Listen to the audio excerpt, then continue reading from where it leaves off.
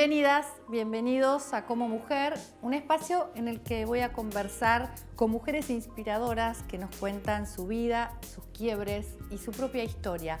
Hoy Evangelina Bomparola, que con su creatividad y su curiosidad se convirtió en una de las mejores diseñadoras argentinas. Su vida estuvo atravesada por la influencia de sus abuelos que la orientaron en la búsqueda de su propia identidad.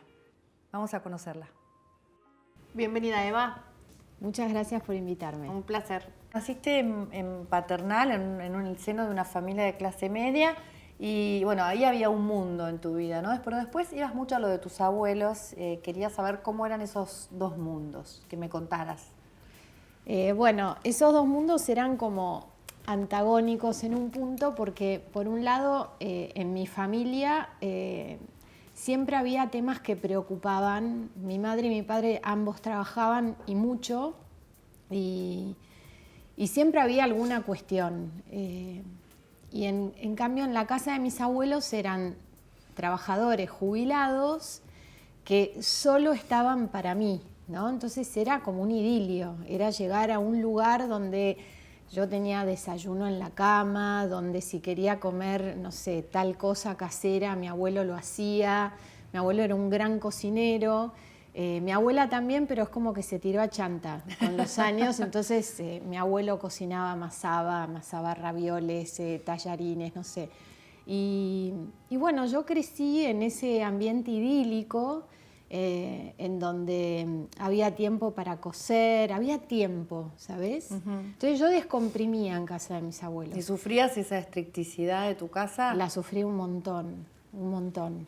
Nunca entendí cuál era el miedo, pero viste, qué sé yo, también uno después se convierte en padre y se da cuenta que por ahí hay manías que las cambiás por otras, pero también tenés miedos y también lo aplicás a tus hijos y bueno, como que soltás un poco ese cuestionamiento a los padres permanente, ¿no? Pero tu abuela fue una mujer muy inspiradora para vos. Mi abuela fue grosa porque era una tipa muy sufrida. Mi abuela perdió a su mamá no porque se murió, sino que su mamá era esquizofrénica y ella reparó muchas cosas en mí, ¿sabes? Te miraba. Como me miraba, me admiraba y era como que no tenía, digo siempre que los abuelos son como mucho más relajados que los padres, porque ella no tenía que educarme, ella tenía como que contenerme, cobijarme, mimarme, ¿viste? Y bueno, y mi abuelo lo mismo, mi abuelo fue un revolucionario. Un peronista, ¿no? Mi abuelo era un peronista, pero peronista de la primera hora.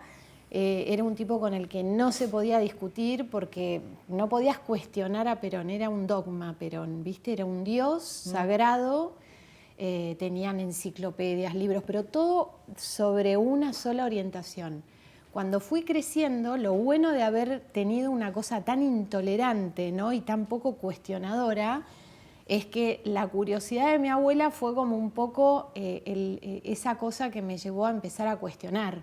Entonces empezar a leer a otros. Cuando veía todo eso, viste como que había cosas que no encajaban. Tenía 15 en ese momento, viste, y era como que toda la rebeldía y toda la efervescencia tenían un lugar dentro del peronismo porque había toda una cosa social de la que hablaban.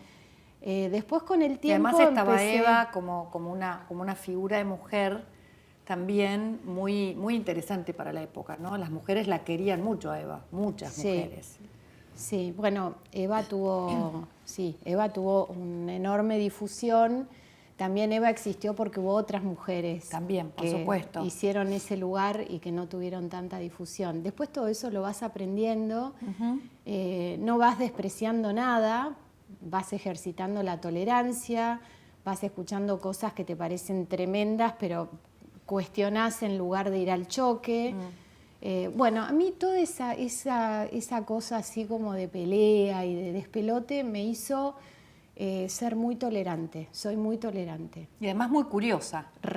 Sos una curiosa como tu abuela, porque además también aprendiste la artesanía de tu abuela, algo que después te llevó a convertirte en diseñadora, ¿no? Y la artesanía y la música, mientras hacíamos la artesanía, y se escuchaba desde zarzuelas, ópera italiana, no sé, lo que quieras, folclore, tango, los tangos de la vieja guardia, que a mí me parecía una cosa pero vetusta, ¿viste? Se escuchaba parte del disco, radios AM, comentaristas, no sé, la verdad que era muy genial. Las películas de Lolita Torres, todo lo que tenía que ver con Argentina Sonofilm y esa industria maravillosa que en un momento funcionó alrededor del cine, el vestuario de las películas.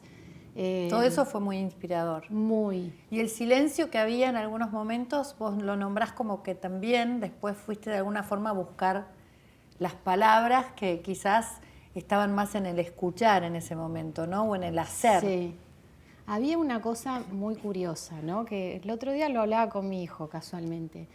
No había una cosa de caricias, ¿sabes? La caricia era como algo que no estaba bien. Pero había otra caricia. Tampoco había palabras. Nunca jamás mis abuelos me dijeron te quiero, ni me lo escribieron tampoco.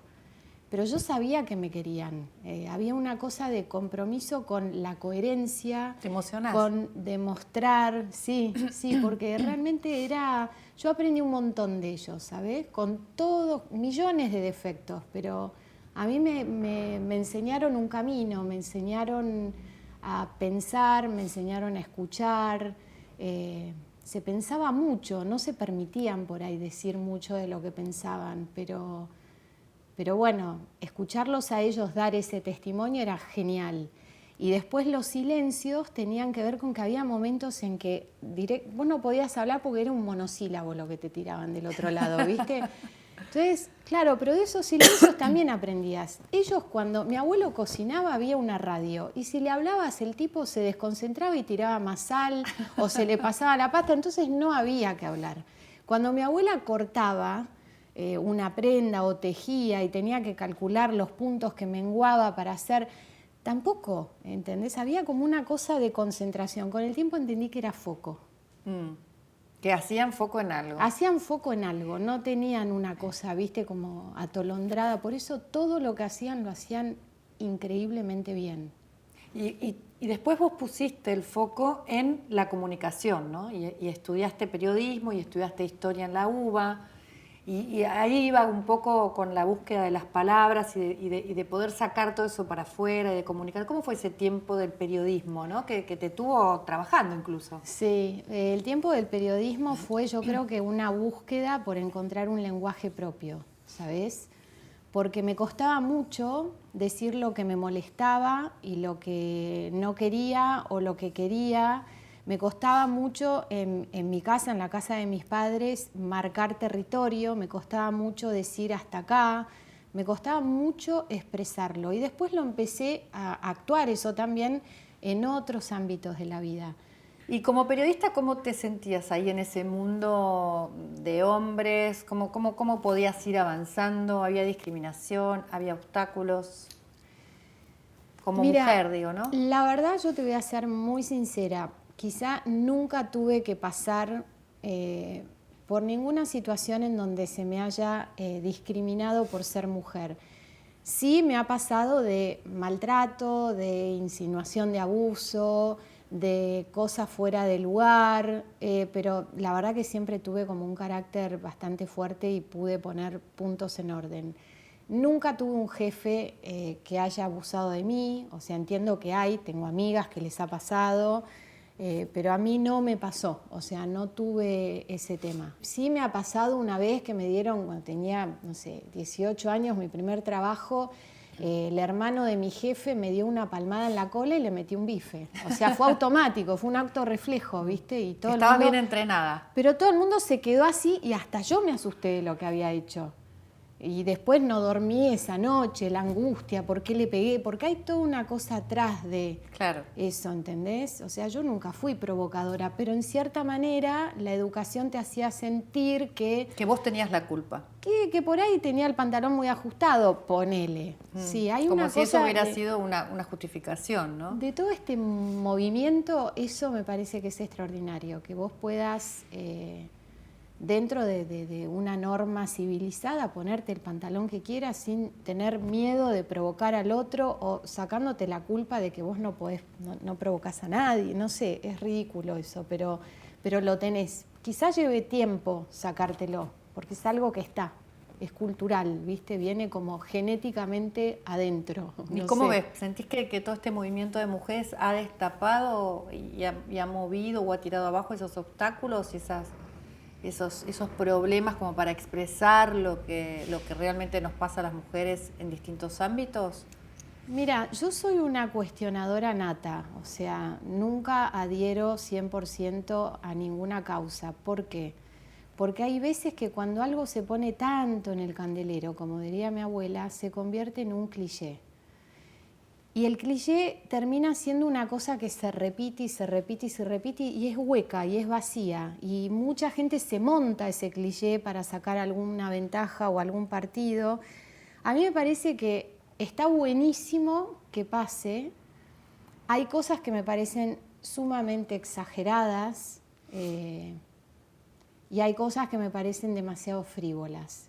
Bueno, hablando del respeto y cómo van cambiando las épocas de los cambios, ¿no? Este es el momento Women, un momento auspiciado por Santander Río. Te quiero preguntar, ¿cuál fue tu momento protagonista en la vida, el momento de cambio, de quiebre, que a partir de ahí no fuiste la misma Eva?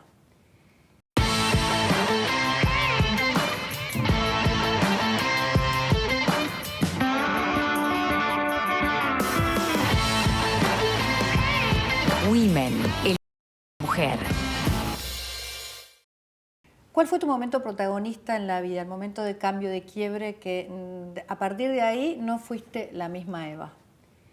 Y cuando fui madre. O sea, uno cree que todo lo que te pasa es un momento de quiebre, un hito en tu vida, no sé, el primer viaje a Europa, no sé, cuando me casé, pero cuando te entregan a tu primer bebé es como que ya no hay más, es como que se hace un silencio, ¿viste? Como, y todo lo demás deja de importar, o sea, pasás a otra cosa, pasás a convertirte en una persona que se siente mortal, dejas de ser inmortal, creo, ¿viste? Es como que perdés la inmortalidad.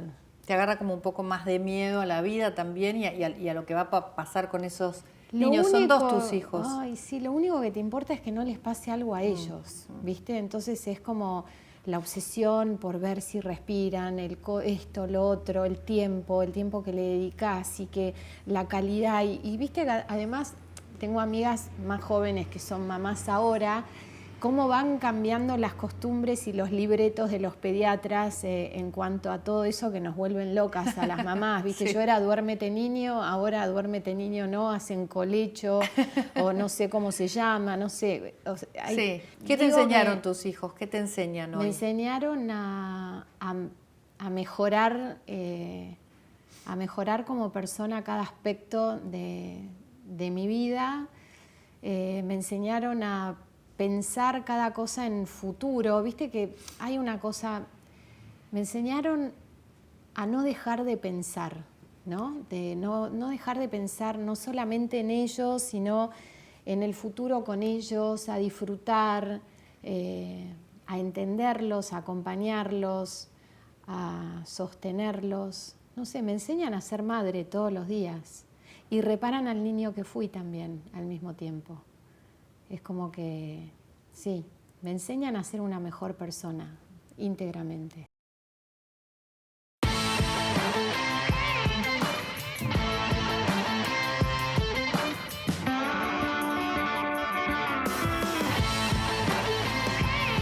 Women, el Banco de la Mujer.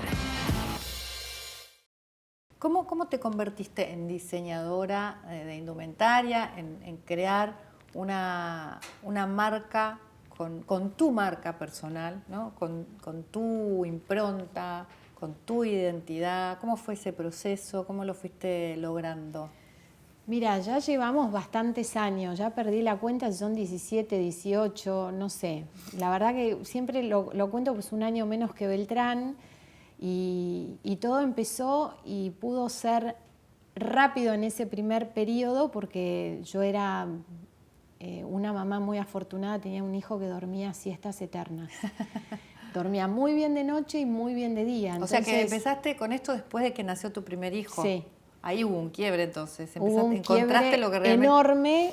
Bueno, hubo muchos quiebres, ¿viste? O sea, desde afuera el país se prendió fuego. Yo trabajaba para Hermès, dejé de trabajar para Hermès porque no quería viajar y dejar a Beltrán solo. Primer hijo, te decían que hasta los 2 años, la ausencia, no sé qué, y quería disfrutar cada minuto. Entonces, bueno, dejé de trabajar en Hermès y me recluí. Juan me dio un montón de confianza y con varios amigos más que me decían, vos lo tenés que hacer, vos tenés que hacerlo, no sé qué. Bueno, Juan, tu marido. Juan, mi marido, sí. Entonces, en esos momentos de siestas de 4 o 5 horas que pegaba Beltrán, yo me iba al 11, miraba telas, traía muestritas, viste, el dólar se disparaba a 3.80, bajaba a 2.90, era un despelote, no sabes lo que era. Por eso que, bueno, yo hice de esa crisis una oportunidad enorme y empecé a hacer mi marca muy de a poco. Al año tomé el primer empleado, después tomé el segundo, o sea, lo mío fue crecimiento sostenido. No hubo una inversión enorme de capital, sino que siempre fue como una reinversión de cada cosa y fui como poniendo todos mis aspectos obsesivos en mi trabajo, sacándoselos a mi hijo, a mi marido, a mi casa y metiéndolos muy de lleno sobre el trabajo. ¿Y cómo se construye ahí una visión empresarial para que ese sueño funcione? Bueno, Juan me dijo desde el primer momento acá tenés 2 caminos, o haces un boliche o haces una empresa. Me dice, depende de lo que querés, si esto para vos va a ser un hobby, haces un bolichito, no sé qué, vestís a 3, 4 amigas, ¿no? Le dije, no, o sea, yo quiero algo en serio. Y siempre tuve como una visión empresaria, industrial, muy comprometida, también viene por... viste la cosa política en mi casa, yo siempre fui una persona muy interesada en la política, me gusta la política, entonces bueno, era como que no podía hacer el bolichito, viste, y bueno, tomé clases de dibujo, miraba desde una forma, yo tengo una mirada muy aguda, viste, es como que miraba para absorber y aprender, no miraba simplemente porque el vestidito, porque no sé qué. Y bueno, fui como evolucionando, siempre tratando de esta cosa del lenguaje y de la comunicación y comunicar a través de cada una de las colecciones que iba haciendo. Y además que tienen un concepto y pensás siempre. Que tengan una unidad, ¿no? Están como muy impregnadas de todo lo que veo. O sea, ¿y cómo es la mujer que querés, o la mujer ideal que te gusta vestir o que te gusta que comunique lo que vos creas? Mira, yo siempre hablo del respeto, ¿no? Creo que dije 20 veces las cosas. 20 veces dije la palabra respeto. Creo que a mí mi mujer ideal es la que valora mi trabajo, la que se siente feliz o se siente identificada con lo que tiene, la que no pretende ser otra cosa que lo que es, porque mi ropa es lo que es lo que ves, o sea, no hay ninguna cosa rara atrás de eso. Nada, quien valore mi trabajo, básicamente. Hablas del ser y del parecer muchas veces. Sí. ¿No? Que eso es importante sí. en el foco, ¿no? También volvemos con un poco al foco. ¿El foco dónde está? ¿En el ser o en el parecer? Y es una trampa, viste, que a lo largo de la historia la humanidad siempre fue como cayendo en millones de espejos. Entonces es como... yo siempre digo que a la noche cuando me saco el maquillaje no me saco una máscara, me saco el maquillaje, me pongo la crema, o sea, no creo en las máscaras. Es todo un laburo, a veces puedo caer en un personaje. Es todo un laburo decir, no, pará, ¿entendés? Claro, tiene que ver con la coherencia, o sea, nunca podría hacer algo que no fuera coherente conmigo misma. O sea, me costaría mucho ese momento, ¿viste? El momento del espejo y empezar a sacarte la pintura y decir, me estoy sacando una máscara, soy una careta. Tengo muy marcado Soy una eso. careta. Soy una careta. Esa es una palabra de otra época. Sí, pero no, Está tiene otra buenísima porque connotación. define claramente. Tiene otra connotación. Sí. A mí me decían careta y yo les decía a los que me decían careta que ellos eran careta. Claro. Porque necesitaban de algo para hacer un upgrade, yo no. Después hay una cosa que digamos que la moda y la indumentaria y crear vestidos, crear ropa, es como una búsqueda también de la belleza, ¿no? ¿Cuál es tu mirada sobre la belleza? Ay, yo sé que es la interesante. Belleza. Sí, da para hablar 3 horas de la belleza porque me parece que es algo tan subjetivo, ¿viste? O sea, podemos estar de acuerdo en algo, pero siempre va a haber algo que no vamos a estar de acuerdo. Yo creo que hay belleza en cosas que por ahí algunas personas no las ven. Me cuesta mucho especificarlo, pero yo no creo que haya fealdad, ¿entendés? Yo no creo en una mujer fea. Yo creo que toda mujer puede ser linda. O sea, soy una convencida de eso.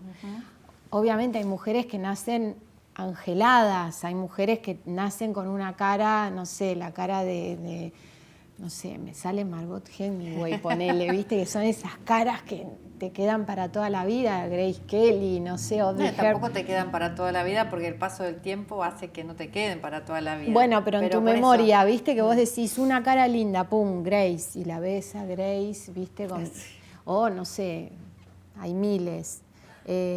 Pero me parece como que uno tiene que encontrar ese punto de equilibrio perfecto en el que no querés ni pretendés ser lo que no vas a poder ser.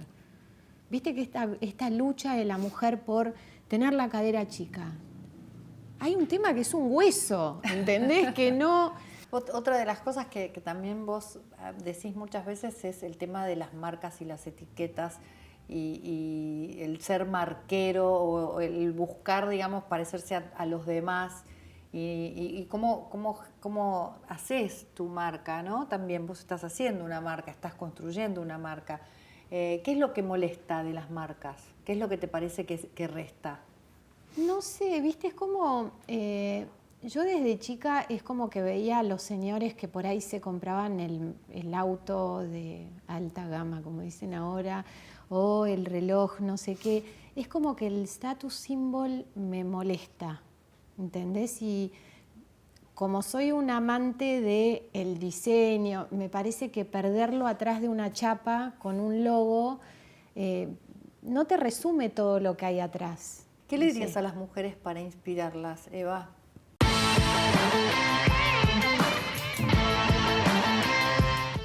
Que no se pierdan de sí mismas. Hay un trabajo muy interesante que tiene que ver con encontrarte a vos, entender cuáles son tus fortalezas, cuáles son tus debilidades, dónde te tenés que plantar para mejorar. Hay debilidades que mejor esconderlas, hay otras que por ahí las podés convertir en una fortaleza, muchísimas. Y después las fortalezas, cuando vos las detectás y decís, ahí está el talento. Cuando vos tenés esa... ahí, no sigas tratando de hacer lo que no te sale, porque se usa, porque te dicen, porque es el mandato. O sea, los mandatos, chau, basta. Hay un momento de la vida donde vos decís, bueno, estoy sola. Ese momento se acabó el mandato, sos vos. ¿Y cuál es tu fortaleza? Creo que mi fortaleza y mi debilidad al mismo tiempo es la honestidad. Gracias, Eva. Gracias a vos. Esta es la historia de una mujer que puede ser la tuya, puede ser la mía y puede ser la de cualquiera de nosotras. Nos vemos la próxima.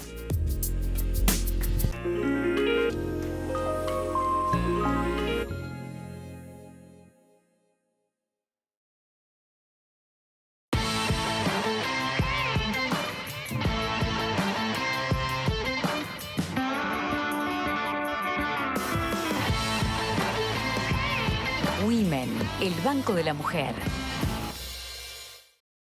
Bienvenidas, bienvenidos a Como Mujer, un espacio desde acá, desde el Four Seasons, donde vamos a conocer la historia de mujeres elegidas, mujeres inspiradoras, vamos a conocer sus elecciones, su recorrido. Hoy, una mujer periodista que se animó a la política, María Eugenia Estensoro. Ella estudió en Estados Unidos, en Francia, pero finalmente se quedó en la Argentina para desarrollar toda su capacidad creativa y su fuerte compromiso con la libertad. Bienvenida, María Eugenia Estensoro. Bueno, un placer, Mariana, estar acá con vos. Siempre es lindo. Gracias. Naciste en La Paz, en Bolivia, en una familia de hombres fuertes, ¿no? Ligados al petróleo, a la política. ¿Cómo te influyeron esos hombres en tu vida? Mira, en realidad, como nosotros somos inmigrantes, yo llegué a la Argentina a los 4 años. En realidad la familia de Bolivia no estaba muy presente, así que de los hombres fuertes de mi vida, mi padre era el que estaba presente y sin duda nosotros llegamos en el año 62 y él vino muy entusiasmado con Frondizi, pensando que la Argentina podía ser el primer país desarrollado de Latinoamérica y que el petróleo, que era el área en la que él trabajaba, podía ser una de las fuentes del despegue argentino. Bueno, a los, creo, 3 o 4 meses Frondizi fue derrocado por un golpe militar y la historia de la energía en la Argentina ha sido siempre que arrancamos y después ha se sido cae. otra. Así que... Pero tu energía, digamos, la energía que él te ese amor por el desarrollo, por por la Argentina, de que la Argentina puede ser un país desarrollado, que muestre un camino en Latinoamérica, es algo que me marcó y que ha sido parte del leitmotiv de mi vida. No tanto en el mundo empresario, porque mi mundo ha sido más el periodismo y la política y el emprendedorismo social, pero esa idea de una Argentina progresista, ¿no? En un punto tenías también ahí 2 modelos distintos dentro de tu hogar, ¿no? Un hombre que trabajaba, que estaba ligado a lo intelectual y al empresariado, y una madre más tranquila en su casa, ama de casa. Tenías 2 opciones para mirar, para hacer. Sí. ¿Cuál te influyó más en tu vida y cuál era tu sueño en ese momento? Mira, en realidad yo quería ser como mi padre, porque cuando crecí eran pocas las mujeres que había a mi alrededor que fueran profesionales, trabajaran y que tuvieran libertad e independencia. Yo lo que escuchaba de mi madre y sus amigas era la queja de que no habían podido hacer esto porque no los habían dejado, no habían podido estudiar, no habían podido trabajar, no podían... y donde se dedicaban muchísimo a su familia, pero había como una falta de opciones, ¿no?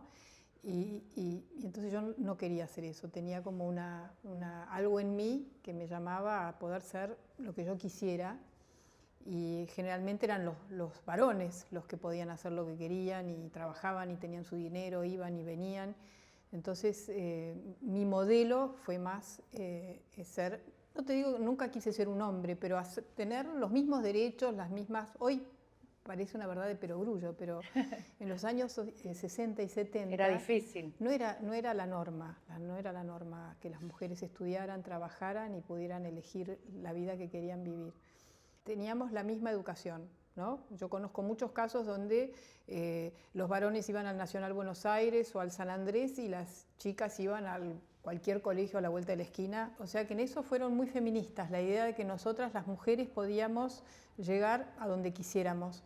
Y mi madre, que si bien no era su realidad, por eso mismo tal vez era como siempre decir apoyarnos y apoyarme a mí en lo que yo quisiera.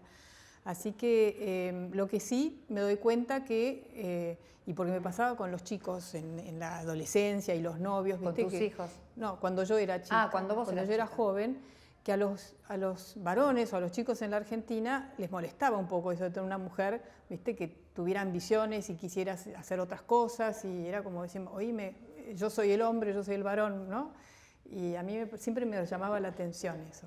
¿Y eso sentís que cambió hoy? Yo creo que ha cambiado mucho.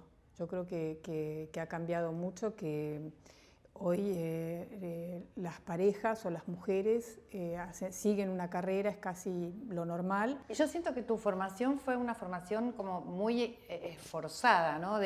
Sí. De buscar siempre la excelencia. Estados Unidos, después ciencias políticas en Francia, Sí, ¿no? sí. Después también, o en Colombia, un máster que tenía que ver con el periodismo y la comunicación. Siempre estabas como buscando, ¿sentís que a las mujeres necesitamos formarnos más, se nos exige más que a los hombres? Mira, yo creo que nosotras todavía tenemos, en esta pregunta, ¿por qué no llegamos a los mismos puestos de poder que los varones o jerárquicos? Creo que hay, por un lado, esa cofradía de los hombres que se van proponiendo y se van eligiendo, pero las mujeres también que siempre pensamos, no, yo hasta acá no estoy lista para dar el próximo paso, ¿no? Siempre somos muy preciosistas y detallistas y no nos tiramos tanto a la pileta para decir, sí, esto yo lo podría hacer. Siempre nos parece que nos falta algo, ¿no? En mi caso, en el tema del estudio, para mí fue natural. Tal vez tenía el ejemplo de mi padre, que también él había nacido en Bolivia, pero a los 16 años se fue a estudiar a Estados Unidos. Y en mi caso, a esa edad yo no lo pensé tan conscientemente. Una amiga, mi íntima amiga, me dijo, ¿por qué no? Estábamos hartas del colegio, del secundario, y me dijo, ¿por qué no hacemos cuarto y quinto libre? Y después nos vamos a estudiar a Europa. Entonces fue más como una travesura y decir, este colegio ya es un opio. ¿Por qué era un opio en el Northlands? Mi padre me dijo, ¿para qué vas a ir a Europa? A un internado, que será la idea, terminar el bachillerato inglés, porque ya con tu título argentino vos podés estudiar en cualquier universidad de Estados Unidos. Lo que pasa es que al final no fue cualquier universidad, porque solo me dejaban ir a estudiar a universidades de mujeres, solo de mujeres. Así que sí, que es algo bastante único. Sí. Sí, ¿Y por qué? Y bueno, porque allá las universidades vos vivís en la universidad, Sí, en el pero ¿por campus. qué tus padres solo te dejaban ir a una universidad de Porque mujeres? no querían que estuviera en un campus donde en los dormitorios había varones y chicas, entonces solo podía elegir en estas universidades de mujeres, que eran igual universidades de élite, pero claro, después cuando me venían a visitar veían que había chicos que se quedaban 3 meses a vivir con nosotras, porque justo cuando fue el momento, después de todos los años 60, que habían habido muchos cambios sociales, fue cuando antes en estas universidades de varones y de mujeres, en el campus, generalmente no podían pasar las visitas de otro sexo del primer piso. Pero eso cambió en los años 60 y 70. Entonces se liberó también la sexualidad, ¿no? Claro. ¿Y entonces, vos cuándo te liberaste sexualmente? Y cuando fui a Estados Unidos, sí, ahí ya adopté. Rompiste todas los moldes, las sí, ataduras. todas las ataduras y las cosas que me decía mi mamá y que a mí me parecían un poco ridículas, como qué van a pensar de vos los chicos, o viste esas cosas de no hacer las cosas por el que dirán.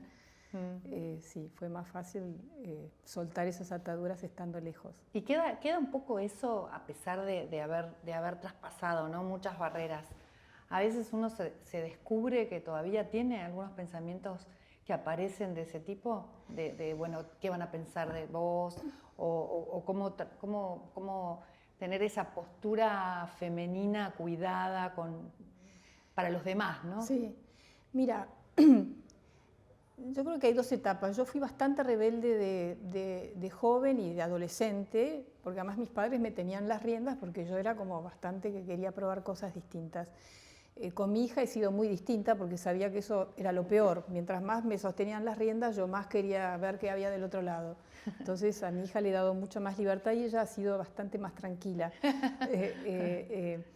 Pero después ya con la madurez lo que me pasó es que después yo fui eligiendo la vida que quería hacer. Entonces te digo a los 30 o más. Entonces ya dejé de ser una mujer rebelde, más bien hacía lo que quería y veía que la gente igual me respetaba, que podía tener un lugar, aunque hubiera hecho cosas que en mi juventud no eran tan comunes.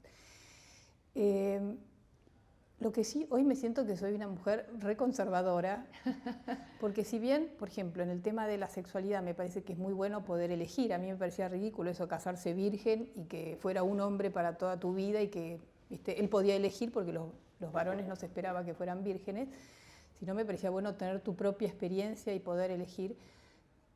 Tal vez lo que veo hoy, que de repente la sexualidad se vive como una cosa solamente del placer y hedonista, o además que creo que los jóvenes tienen un problema de todo lo que ven en internet y la exigencia, donde ya el vínculo con el otro, que me parece la libertad es importante, pero el vínculo, la relación, el Es amor, importante también. me parece fundamental en la vida. No somos cuerpos así, ¿no? Entonces, Como sacar... como dividirte, separar los sentimientos es de lo sentir físico. los sentimientos de lo físico, Me parece o del sexo, ¿no? De la sexualidad. Yo creo que eso, generalmente, si lo haces mucho tiempo, eso genera un vacío. Lo digo porque de joven yo no fui tan...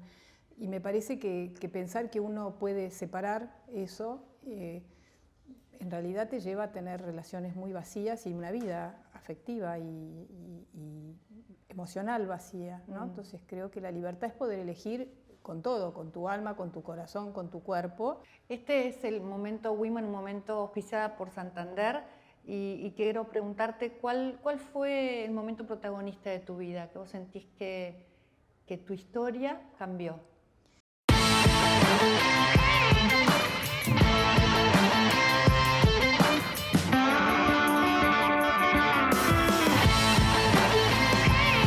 Women, el Banco de la Mujer. ¿Cuál fue el momento protagonista de tu vida, que vos sentís que tu historia cambió? Y cuando tuve mi primer hijo, Blas, que hoy tiene 31 años, así como te contaba que siempre había querido tener la misma libertad que los varones, que los hombres, ¿no? Cuando nació Blas, y todo el embarazo también de mi primer hijo, es como que la maternidad me cambió y me di cuenta lo maravilloso que es ser mujer, que nuestra vida es totalmente distinta, pero que primero que descubrí esa red de mujeres que te va diciendo que va a pasar el primer mes de embarazo, el segundo, el tercero, y después cuando nacen, que hay como una información y un conocimiento y que... Como que nos hermanamos en sí, eso y nos que acompañamos, ¿no? Y que ya yo no era más el centro del universo que creía hasta entonces, en esta cosa de logros, objetivos, carreras, sino que era un eslabón más de una cadena que venía de antes y que iba a seguir después, y que había toda una información de todo esto que es dar vida. Y la verdad que fue un momento de una reconciliación y una valorización de lo femenino. Y bueno, con cada hijo, con Gaspar y después con Francisca, que fui madre soltera, eso fue también otro momento. O sea que Después de mis mayores de Blas, ¿fuiste madre soltera de Francisca? No, después vino Gaspar, Sí.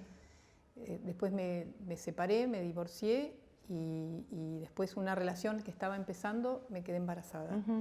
Y él Y decidiste ser mamá en esta oportunidad. Él dijo que no iba a estar, que no quería tener un hijo en ese momento, y así yo tuve que tomar esa decisión. Y también había iniciado un camino espiritual muy profundo, que me dio la fuerza para decir yo puedo tener esta hija, y fue lo más maravilloso, es lo más maravilloso de mi vida. Por suerte el padre después de 21 años apareció, y hoy Francisca tiene 2 padres, mi actual pareja y su padre biológico, pero fue una decisión, o sea que la maternidad ha sido tal vez de los aprendizajes como ser humano y como mujer más profundos de mi vida, sí, que han mejorado mi vida muchísimo.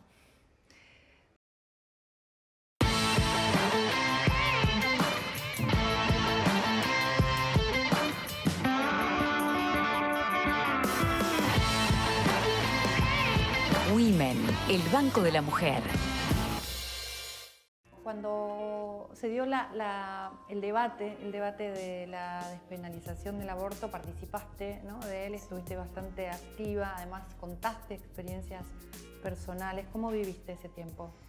Y yo creo que la Argentina despenalice el aborto es una deuda de la democracia, lo sigo pensando, porque que la Argentina tenga cada vez un número mayor de embarazos precoces no tiene que ver con el deseo de tener hijos, sino muchas veces con situaciones no buscadas, y después eso tiene consecuencias no solamente en las chicas que dejan de estudiar y que no tienen después una vida realmente más plena y más libre de lo que estábamos hablando, y responsable, sino que además muchas veces esos niños no queridos tienen vidas desgraciadas, y hay todo un ciclo de violencia y de un montón de situaciones muy desgraciadas. Entonces yo creo que las mujeres tenemos que poder elegir, y si hay una pareja, los varones también acompañando, cuántos hijos, que es tal vez es la responsabilidad más grande que podemos asumir los seres humanos, cuántos hijos podemos cuidar, amar y acompañar durante toda nuestra vida. Y creo que es una asignatura pendiente de la Argentina, y por eso me involucré. Y porque tiene que ver además con la libertad. Yo no me gusta hablar de la libertad del cuerpo, porque yo no creo que somos cuerpo. Yo creo que somos cuerpo, alma, corazón, psiquis. Entonces no es solamente el derecho a mi cuerpo, sino la responsabilidad de que quien va a tener que cuidar esa vida, ese niño, si nace, voy a ser yo. Y entonces por eso las mujeres tenemos que tener el derecho a elegir, y no hay cura, varón, arzobispo, papa, legislador, senador, gobernador que pueda decidir qué es lo que yo voy a hacer. Y a mí me subleva esa especie de empecinamiento por el embrión por nacer, y un descuido total que tiene la Argentina con los niños que nacen en la pobreza, los abusos que escuchamos y las situaciones terribles que escuchamos. Es como que una vez que nacen los niños nadie le importa. Entonces me parece que hay un tema de responsabilidad de la maternidad y la paternidad de las mujeres, y que las mujeres somos claves en eso, y también un tema social, de que la Argentina tiene 1 de cada 2 niños que es pobre en la Argentina, que nacen en condiciones muchas veces terribles, y que la pobreza solamente se replica y aumenta. Y de eso es como un tema que no está presente. Entonces, por eso me involucré, y porque he sido madre en los 2 casos. He abortado de joven y soy madre soltera de mi tercera hija. Has abortado de joven y además sos muy valiente porque contás, ¿no? ¿Qué te pasó en ese momento? ¿Lo contás ese episodio? Sí, yo lo conté. Yo tenía un novio en Estados Unidos, y cuando me vine a vivir a la Argentina, porque decidí que iba a vivir acá después que me recibí, que me gradué, llegué a la Argentina y me di cuenta que estaba embarazada y no iba a tener un hijo sola, no estaba en condiciones. Estaba empezando mi carrera, y la verdad que no se me pasó por la cabeza pensar en tenerlo. Y tuve un aborto clandestino. Me acompañaba mi hermana, un poco mayor que yo, me dio el dinero, y unas amigas me acompañaron en colectivo al abortero en Olivos, que no sé ni cómo encontré ese lugar o quién me lo recomendó. Era una casona, una situación bastante horrible.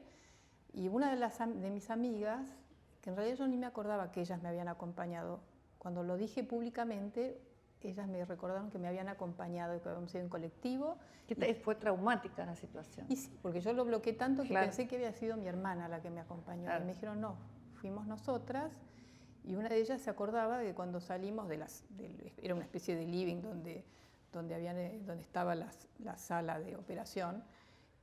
Cuando salimos, no sé si médico, el señor porque uno no sabe en esas condiciones si es médico, que le dijo, bueno, de esto no se habla, ¿no? A ellas, que estaban todas ahí, que eran testigos de lo que estaba pasando. Sí. Y teníamos 21 años, y sí, bueno, y eso sigue ocurriendo, pero además en condiciones. Hay un documental que hizo Juan Solanas, el hijo de Pino Solanas, sobre Que sea ley se llama, y las historias terroríficas de las jóvenes, generalmente de clase humilde, en todo el país, chicas que han muerto, el testimonio de los padres. Bueno, es una cosa atroz, cómo las maltratan en los centros de salud. Entonces, me parece, por eso me involucré. Bien. Creo en la maternidad, y la maternidad es lo más importante que he hecho, pero una maternidad consciente, no obligada, no forzada. También te ocupaste de las mujeres, digamos, Sí. y de las mujeres desde vos hacia afuera, ¿no? Armaste una fundación, una organización que nuclea 21 países para lograr que las mujeres de alguna forma consigan buenos puestos de trabajo. Sí, creamos el capítulo argentino del International Women's Forum, que es una organización que está en más países, que no sé cuántos, pero está en distintos lugares del mundo, para promover el liderazgo de las mujeres. Y yo fui la primera presidenta, y en este momento la presidenta es Silvia Torres Carbonell, Silvia Fesquet fue también presidenta, Beatriz Nofal, ya tiene como casi 20 años, porque me parece que poder inspirarnos en otras mujeres, como hace este programa, ¿no? Tener modelos femeninos, que tal vez es lo que yo no tenía cuando crecía. Hoy hay ya muchos más modelos femeninos, y a mí me encanta encontrar las jóvenes que tienen una polenta y hacen cosas increíbles. Pero antes de eso, Mariana, justo cuando nació Francisca, ya yo tenía 3 hijos, con Norma Morandini creamos una revista que se llamó Mujeres y Compañía. Y nosotras nos reíamos, nosotros somos amigas desde los años 70, cómo estábamos dejando el periodismo político y económico al que las dos habíamos sido corresponsales de extranjera, para dedicarnos a una revista y una publicación de mujeres, como algo que parecía en segundo lugar, pero nos parecía muy importante, esto fue en los años 90, justamente sacar a la luz modelos femeninos distintos, sí, porque las mujeres ya se anunciaba que la mujer iba a ser como el gran cambio, estaba haciendo el gran cambio de la sociedad en valores. Y bueno, durante muchos años. Y después de todo ese recorrido, hoy ¿cómo ves a la mujer? ¿Cómo ves esta gran revolución del Me Too, de contar los abusos en primera persona, de poder arriesgarse y tener esa valentía? Bueno, yo creo que los abusos, las violaciones y también la resistencia a una ley de aborto es parte de lo mismo, porque es a través de la sexualidad, desde donde siempre un sistema machista. Y digo, yo soy cristiana y lo digo con respeto, pero la Iglesia Católica siempre y sigue encadenando a las mujeres a esta cosa de de tener el control de su sexualidad y de su vida, y de no hablar de los abortos, no hablar de las violaciones, no hablar de los hijos, de un montón de cosas. Y me parece que es bueno lo del Me Too porque que salga a la luz, sobre todo porque nosotros vivimos siempre preocupados por la violencia en las calles, pero la mayor violencia ocurre dentro de las familias, y esto está saliendo a la luz. Entonces me parece que si bien hoy se contabilizan los femicidios, donde no se habla, ¿no? Ahora se habla mucho más, ahora se habla muchísimo más. Entonces me parece que es muy bueno para generar otro tipo de relaciones. En este caso puede haber situaciones injustas, donde se acuse a varones de cosas que no fueron y dicen los excesos, los hombres no saben qué hacer. Creo que es parte de los cambios donde a veces hay estas situaciones, pero que a la larga esto debería generar mejores relaciones de las mujeres con sí mismas, de los varones, y también erradicar esto de los abusos que son terribles y que marcan a los niños y a las niñas. Y creo que todo lo que se está saliendo de la iglesia me parece que es fundamental. Creaste también la Fundación Endeavor, una fundación que apoya a los emprendedores. ¿Crees que para una mujer es una salida interesante esto del emprendedurismo, de la posibilidad de crear algo propio? Bueno, mira, muchas veces es la única solución. Primero, uno ve en los sectores más populares y en las clases medias bajas, muchas veces las mujeres emprender es la manera en que pueden armonizar, criar a sus hijos y tener una actividad propia donde manejar los horarios.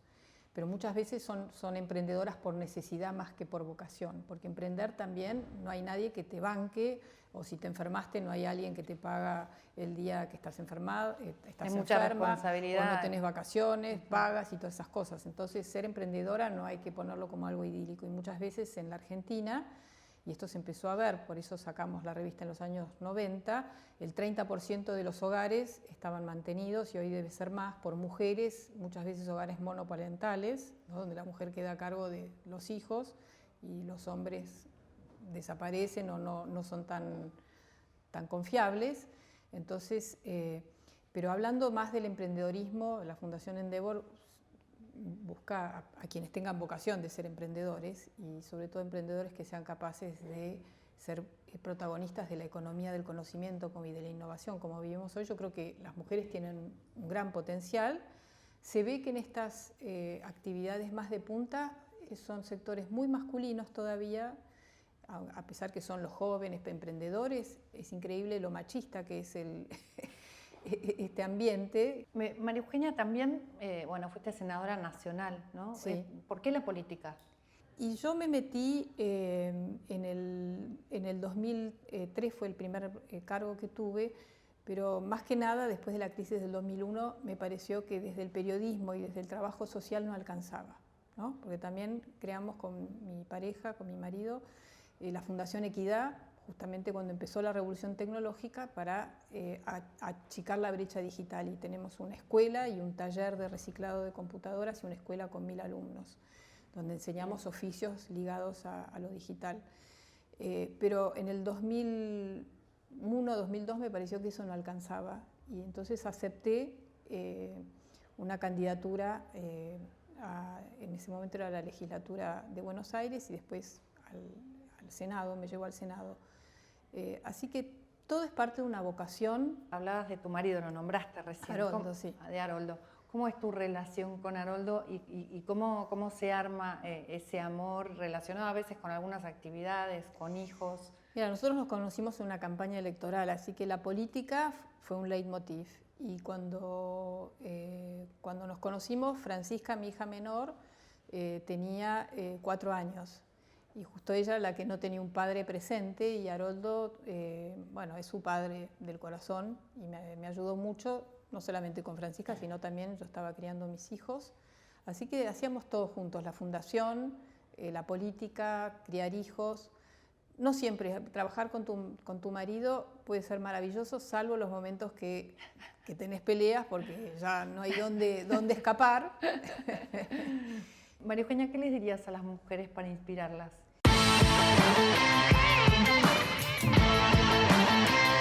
Sobre todo lo que diría es que piensen que pueden lograr aquello que se proponen, que hay que buscar apoyos y mentores, que no sola, ¿no? Que lo lindo en la vida es darte cuenta siempre de pedir ayuda, tanto a personas con más experiencia o también más jóvenes. Eso es lo que estoy descubriendo a mi edad, que hay cosas que las jóvenes hacen que yo no me hubiera animado o no sabría cómo hacerlo, pero de que trabajar en red es importante, y que se puede tener todo, se puede tener una vida afectiva plena y una vida profesional plena, pero siempre, como me parece, tal vez lo que fui aprendiendo es que poner al ser humano y los sentimientos y los valores en el centro. Después lo demás viene por añadidura, pero no sacrificar la parte de tu esencia como persona, que creo que es lo que hoy es un desafío en el mundo contemporáneo, ¿no? Donde hay abundancia de todo, pero tal vez lo que está un poco más relegado es el ser humano. Gracias, María Eugenia. Gracias a vos. Muchas gracias. Esta es la historia de una mujer que puede ser la tuya, puede ser la mía y puede ser la de cualquiera de nosotras. Nos vemos la próxima.